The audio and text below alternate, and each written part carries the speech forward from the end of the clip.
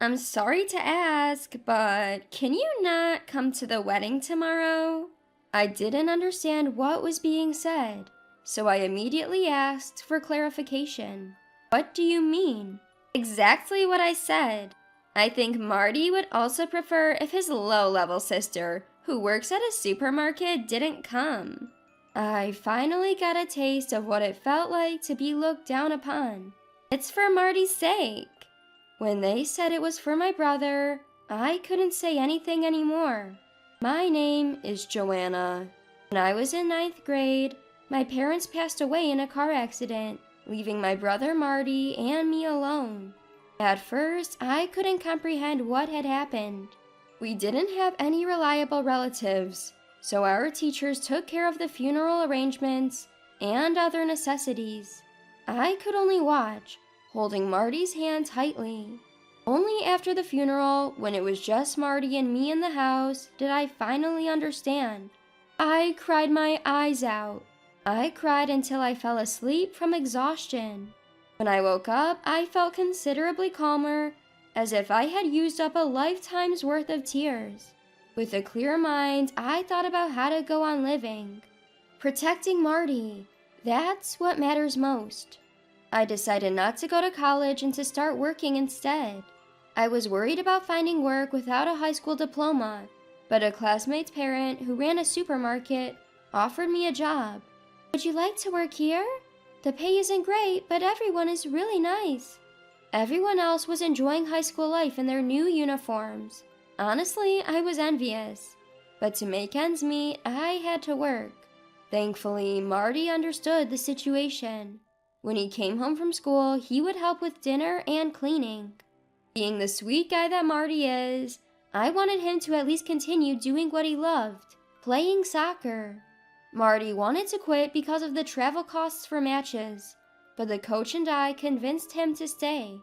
Maybe it's just my perception, but I believe Marty has a real talent for soccer. On the days when there were soccer games, I'd take the day off work or get a break just to cheer for Marty. At first, other parents were surprised to see a sister, not a parent, showing up for Marty. But as Marty excelled in soccer and my cheers got louder, the weird looks disappeared. Once Marty hit high school, scouts from colleges and even pro leagues started showing up to see him. That helped him get a college scholarship for athletics. When it came time for college, Marty said, "I'm going to work. I can't keep depending on you, sis." But I shook my head. I want you to keep chasing your dreams, Marty. I want to live the youth I couldn't have through you. Marty frowned a bit at my words. I'll definitely go pro and take care of you, sis. Thank you, but you don't have to worry about me. My only dream is for you to become a pro soccer player. I smiled warmly to reassure Marty. Don't worry about me, I'll be fine. Sure, sis. You're more hardworking than me, but... To me, Marty was the true hard worker. As promised, Marty went pro after honing his skills in college. I kept working at the supermarket, eventually moving to part-time as time grew short. I had run out of time to pursue my dreams, so I took up a part-time job. Believe it or not, 15 years had nearly passed since I started working at this supermarket. One evening during my break, I got a text from Marty on my cell phone. The text said, "There's someone I want you to meet." I stood up in excitement, forgetting I was in the supermarket break room. I was so happy Marty had found someone special that I even cried while telling my coworkers and manager. Marty was a very good kid who rarely made demands. He lost all his rebellious tendencies after our parents passed away. He even considered quitting soccer, which he loved, just to support me. And now I get to meet someone special to Marty. Could I be happier? The text had the date, time, and the name of a restaurant at a nearby hotel. When I told my coworkers, they said, "You have to dress stylishly." I was always mindful of how I dressed, but I didn't own anything fancy. After my part-time shift, my coworkers dragged me to the shopping district. I was dressed in various outfits at boutiques I'd usually never enter. finally selecting a classy but simple dress. After that, we headed to a major mall where I bought branded makeup and got a makeup tutorial. Finally, I felt a sense of liberation. Though shopping after work drains me more than my part-time job, the fatigue was not unwelcome. I'd been counting down the days on my calendar, eagerly awaiting this day. A few days later, I sat in the hotel lobby where we agreed to meet, wearing a dress I'd bought with a coworker. I'm not great at makeup, but I think I did it right, just as I was taught. Feeling nervous, I waited for the two of them. Then, suddenly, I heard someone call from behind me, "Sis!" Turning around slowly, I saw Marty in a suit and a stunning woman with long hair next to him. "Sis, you look amazing!" I went all out on being stylish. Marty said he wanted to introduce me to someone special. As I said this and laughed, Marty seemed pleased. "Let me introduce you. This is my fiancée, Vanessa." "Nice to meet you. I'm Vanessa, your future sister-in-law." Receiving such a courteous greeting from an incredibly beautiful woman, I found myself getting even more nervous. Somehow managing to say, "I'm Marty's sister, Joanna," we decided to move to a restaurant. Once we were seated, we chatted about various things. Vanessa comes from a well-known family around here, and her father is apparently quite wealthy. "Marty has told me about you. After your parents passed away, you've been like a parent to him." "Parent-like, I wouldn't say." "Don't be modest. You gave up high school for me and went to work." "Wait, you didn't finish high school?" "Yeah, I started working right after middle school at a supermarket. It's been 15 years now." Just then, something felt off. Though Vanessa was nodding and making cute faces, it felt like she was looking down on me from behind her eyes. I thought it was my imagination, but then I saw her sneer when Marty wasn't looking. "Your dress suits you well." She complimented my dress, but the way she scanned me from head to toe and snickered under her breath confirmed it. She definitely looked down on me. "Next year, we're planning to get married," Marty said, looking a bit embarrassed. To be honest, I wasn't thrilled, but if this was Marty's choice, I had to be happy for him. All I could do was offer my biggest smile and say, "Congratulations!" So our meetup ended. Though I had some reservations, if they were happy, who was I to say anything? I let it go. Days flew by, and before I knew it, Marty's wedding day was tomorrow. As I was getting my outfit and other necessities ready, a call came in from Vanessa on my cell. I returned her call immediately, wondering what could be wrong. "I'm busy too. Could you get to the point?" I never expected to be greeted like that right off the bat. I should have left on time, and I know it's my fault. So I genuinely say, "I'm sorry." On the other end of the phone, Vanessa lets out a sigh-like sound. "Oh, look." Then she throws a shocking statement my way. "Could you, sister-in-law, please not come to the wedding tomorrow?" What? I didn't understand her meaning, so I asked her again. "Vanessa, what are you saying?" "I mean, exactly what I said. I don't think even Marty would want his sister who works at a grocery store to come." Her condescending tone makes me realize what it's like to be belittled. She doesn't even try to hide her mockery. But no matter what, I can't miss my only brother's wedding. "Vanessa, that's not gonna happen." "I'm the bride, so if I say it's possible, then it is. Please don't make me say it again. It's also for Marty's sake." When she brings up Marty's sake, I can't argue anymore. The wedding will have guests like the coach and players of the team Marty is part of. Also, there will be people from the major corporations Vanessa's family does business with. People you typically call elites. I can't deny that I've wondered if me, a high school dropout, being there would ruin the atmosphere. Marty might say, "Don't worry about it," but I'm sure others won't feel the same way. Maybe it would be better to follow Vanessa's suggestion and not attend. Fine, I won't come, but can I at least send a congratulatory message? Even though it might be rude over the phone, if I can't say it in person, then what? Never mind then, Vanessa curtly says, hanging up the phone. Stunned, I hold my disconnected phone. I wish I could have seen Marty happy with my own eyes. I push the packed bag into the corner of the room and crawl into bed. I'll just sleep through today. I don't feel like doing anything, and if I let my guard down, I might start crying. I forcefully close my eyes, but I couldn't sleep until morning. The next morning, I check my phone and find several missed calls from Marty. No surprise there. The whole family was supposed to head to the wedding venue early in the morning.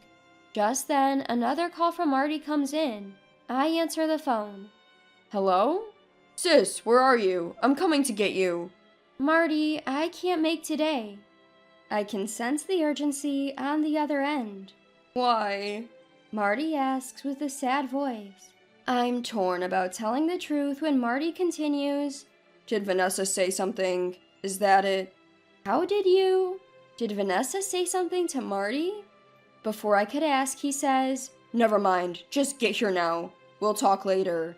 Then he hangs up. Even though I planned not to go, I hurriedly get ready and leave the house, concerned about Marty and Vanessa. When I arrive at the venue, I can hear shouting even before I enter the waiting room. Guided by the venue staff, I enter to find Marty, Vanessa, and her parents in a heated argument. Around them, relatives who were supposed to attend are confused. What do you mean, not inviting sis to the wedding? I can't invite a sister-in-law who works at a grocery store. It's embarrassing. Both of Vanessa's parents, standing next to her, nod in agreement. It's disheartening, but they seem to be on the same page. Seeing their reaction, Marty's anger reaches a boiling point. What do you mean I should be embarrassed? Sis has been working hard her entire life to raise me. Vanessa snorts at his words. Because of your sis, I might never get married, you know. I should be more important than her, right? So it is.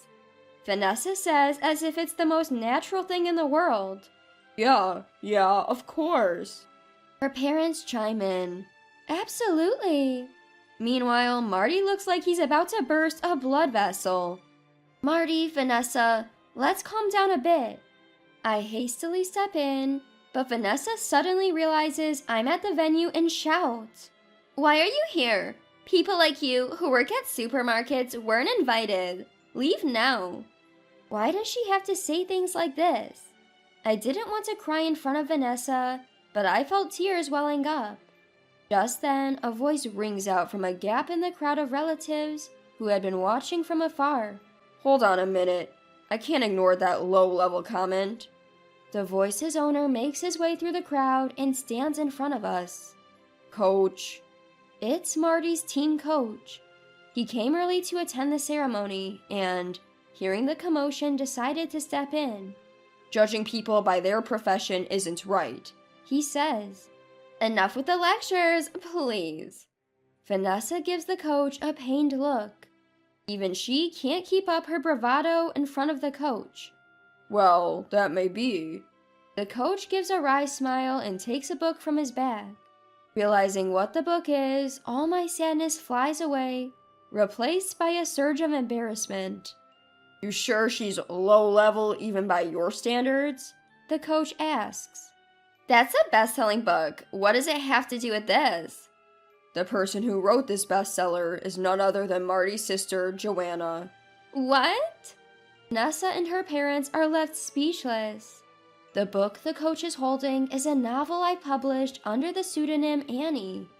The story traces back to before Marty became a pro soccer player. When life began to stabilize, I took up reading as a hobby, mainly because it was an affordable pastime.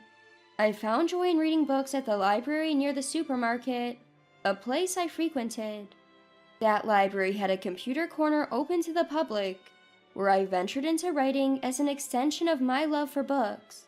On a whim, I entered a contest and ended up winning, which led to a connection with a publishing house. Now, I'm a recognized author of several best-selling novels, and I am often featured in the media. I've never heard this story before. After a moment of silence, Vanessa starts to speak, as if she can't believe what's going on. Cutting her off, Marty says, I didn't say it before, but it's true. Glaring at Vanessa as she speaks. Something about Marty's reaction must have convinced her it's not a lie. Vanessa turns to look at me, her expression changing from devilish to as radiant as a flower. If you're such an amazing person, that's a different story. Please join the ceremony. Don't mess with me. I'm not marrying you. At Marty's words, Vanessa looks ready to explode. What did you say? The coach holds Vanessa back. There's no way we can just go back to normal after you've treated my precious sister like this.